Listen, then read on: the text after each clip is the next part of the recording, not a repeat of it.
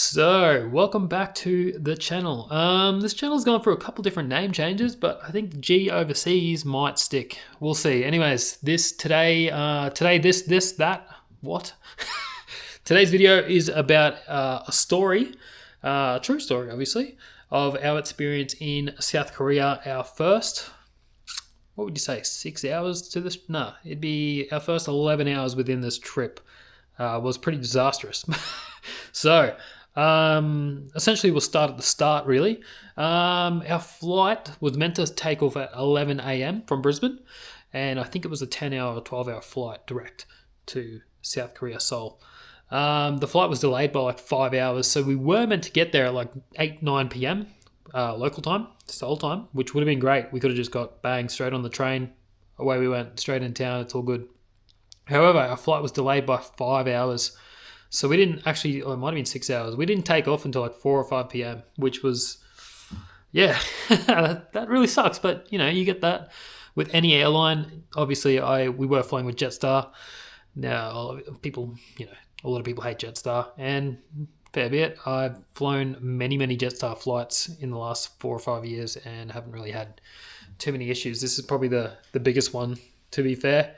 And yeah, we were delayed by a long time. So that really just screwed up our hotel because, as far as I was aware, it wasn't 24/7. That's what it said on the website. It didn't say there was 24/7 check-in. So what I did was I booked another hotel, which was closer to the airport, just for that time when we got there, like 3 a.m. we were meant to arrive. And I was like, oh yeah, $80, we'll spend that just so we don't have to worry about getting a... Well, the train didn't exist anymore because the train stops at, I think it was 12 a.m. or midnight. And the train stopped then, which was a direct train from the airport into the city. And I already bought tickets for that as well, which was like $25 each. And obviously me and my partner went. So we were going to miss that train. So I thought, I'm just going to book this hotel for $80. So when we land, we could just go straight there real easy. Anyways, we bought the flight. Everything was awesome. Flight was great. I actually slept, which was cool. Landed in South Korea at roughly, I think it was like 3 a.m. It would have been it would have been about 3 a.m. Now, obviously, one tip that everyone has when traveling, we've traveled a few times. This is country number 5 for us, is to exchange money for cash, of course, like get cash out, obviously the local currency. Now, 3 a.m., I don't know, maybe I just wasn't thinking. I was like, oh yeah, this is a future country, like the country's pretty well advanced, South Korea and Seoul. I knew they had Apple Pay and I knew they had PayWave and stuff like that, so I just assumed, yep, bang, let's just get let's get a taxi and go straight to the hotel, which was only 3 k's away, so it wasn't far. We get in the taxi, we finally get a taxi after getting out of customs. Obviously, no one speaks English. There was a little bit of English, and the guy got us in, told him where we're going, which was probably like 5 or 8, maybe like 8 minutes from the airport. We got to the hotel, got out. I tried to pay the taxi guy, and he's like, no, I don't have PayWave. It wouldn't work on my phone. So I got my card out of my bag, tried that, still wouldn't work, nothing with PayWave, and we're just there like, what do we do? We don't have cash, and I'm trying to explain to him like, man, we don't have cash. Like, yeah, we kind of like, there was an ATM not far from there at the actual hotel. Went to the ATM, couldn't get cash out of that ATM for whatever reason. I don't know if we were pressing the wrong buttons, but wouldn't work. I went back to him like, I don't know what to do. And he's like, I need to make money. I was like, yeah, I want to pay you. I just don't have the money. Like, I don't have cash on me. So I was like, can you please take me back to the airport? So he took us back to the airport. I think the fare was only like, I think it was like $9. So it wasn't much. He took us back to the airport. Obviously, it's still on the meter, which is fine. I was fine with that. We ran inside to get cash. I tried like 3 ATMs. One of them finally worked. I realized that you can't just click on Visa or MasterCard. You have to click on foreign card. And then on the next screen, it says Visa something foreign. And you have to click on that twice. So I don't know, maybe that's a video someone can do, or maybe I should do it. You definitely got to click on foreign card, okay? Foreign card, go for the details. Hopefully your bank lets you get money out, because I think ours did, or we had to use our cash card. Anyways, Managed to get cash for this guy. He was waiting out there, right? He was like really bugging, waiting for us to come back. He was looking for us. I could see him in the distance. We got back to him, like, I got the cash. He was like, okay.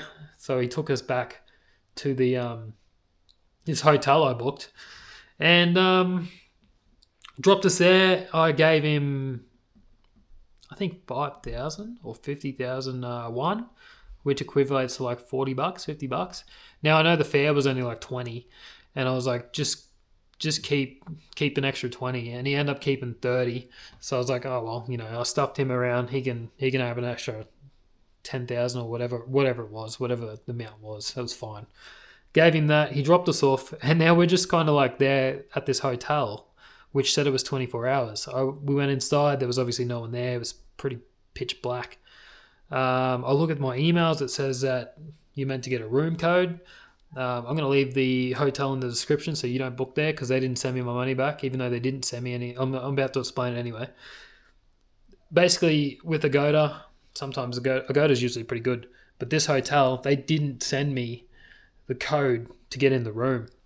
And I was contacting Agoda. I went through all my junk folder, of course. I went through all my emails. Couldn't find it. I even went on to Agoda to look for your messages on Agoda, like the actual app. Nothing on there about a code or anything like that. All it said was they're going to send you one, which they didn't do.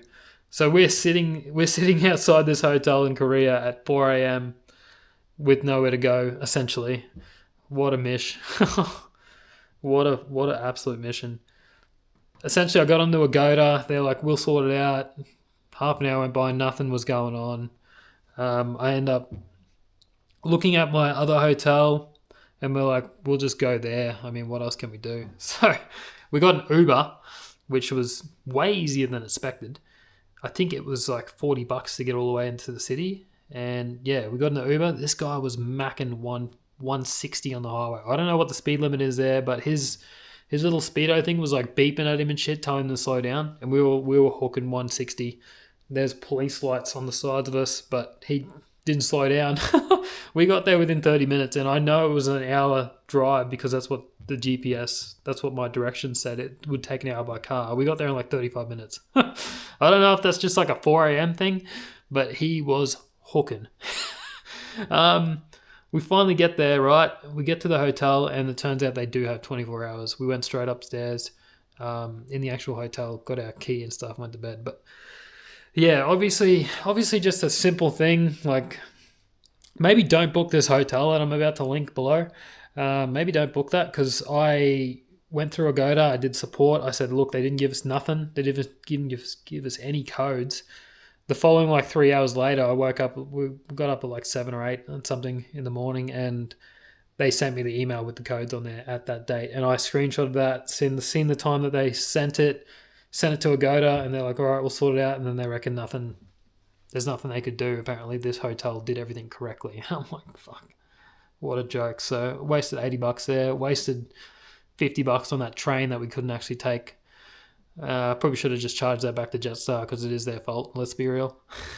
But that's all just part of insurance, right? Maybe.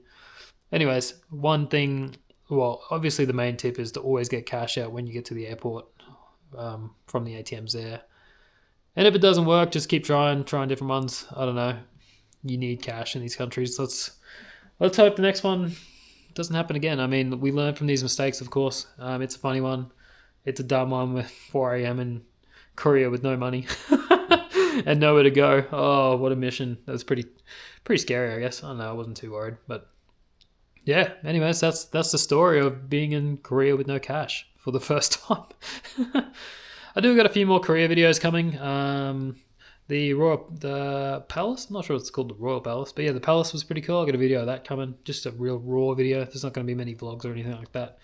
But yeah, anyways, if you want to stick around for the journey, we're heading to might be Osaka in September, maybe if flights are cheap and hotels cheap. We'll book that for late September or late October.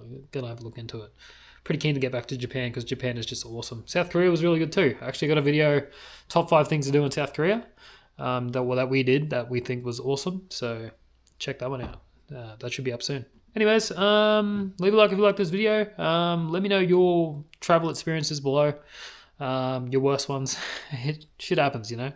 This is just a part of it. But anyways, I'll see you next time. Cheers. Legends.